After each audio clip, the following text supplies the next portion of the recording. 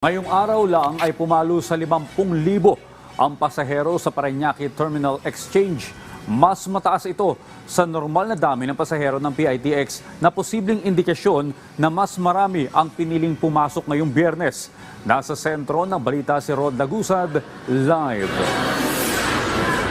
Audrey, matapos ang long weekend kasunod ng barangay at sangguniang kabataan elections at paggunita nitong undas ngayong taon ayon sa pamunuan ng Parañaque Integrated Terminal Exchange na bahagyang mas marami ang bilang ng mga pasahero ngayong araw dito sa terminal. Mas mataas ng bahagya sa average o pangkaraniwan ang bilang ng mga pasahero ngayong araw dito sa PITEX. Ayon kay PITEX Corporate Affairs Officer Colleen Calbasa, maaring mas marami na ang pumasok ngayong araw. So in-expect natin 120,000 ang passengers na dadaloy ngayon sa ating terminal. Maaari, no? Dahil may mga pailan-ilan na umuwi ng provinces today. Base sa datos ng PITEX, higit 108,000 ang naitalang foot traffic sa terminal kahapon November 2. Kaugnay nito, inaasahan ang pagdagsa ng mga pasahero mula sa mga probinsya na uuwi dito matapos ang long weekend. Ito'y kasunod ng barangay at SK elections at paggunita ng undas kahapon o hanggang kahapon All Souls Day. Kaya nakahanda na ang pamunuan ng terminal para sa pagbugso o bugso ng mga pasaherong magsisibalikan dito sa Metro Manila. So ine-expect natin this weekend until Monday. Yun talaga ang buhos ng ating mga pasahero galing sa probinsya.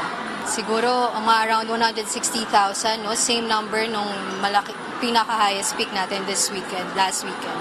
Inaasahan naman natin na marami talagang babalik since yung period ng weekend to Monday, yun talaga yung bugso ng mga pabalik galing probinsya. Kahit naman patapos na ang long weekend, nananatiling naka-high alert ang terminal.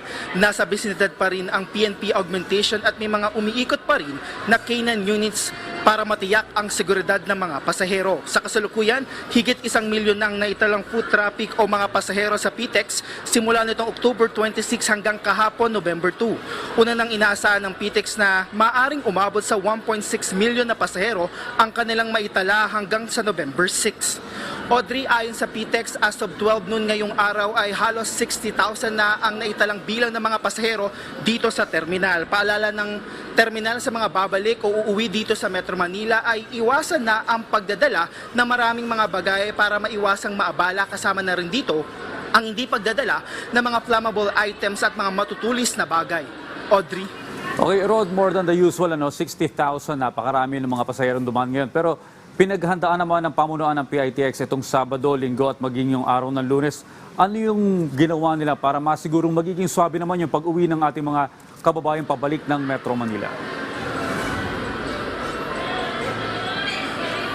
Audrey, sa nakausap natin dito si Corporate Affairs Officer ng PITEX nang tinanong natin kung handa na ba sila kasi sabi nila maaring mas marami ang bilang ng mga pasaherong mag-uuwian dahil magsasabay-sabay ay nakahanda ang kanilang mga tauhan at lagi nilang paalala dito na iwasan na yung pagdadala ng maraming bagay kasi maaring maraming dala silang pasalubong pa uwi dahil long weekend, pero kasi mas mahahassle sila o mas mahihirapan sila lalo't inaasahan ngayong bugso ng maraming tao dito at ang peak niyan ay this weekend hanggang Lunes. Audrey?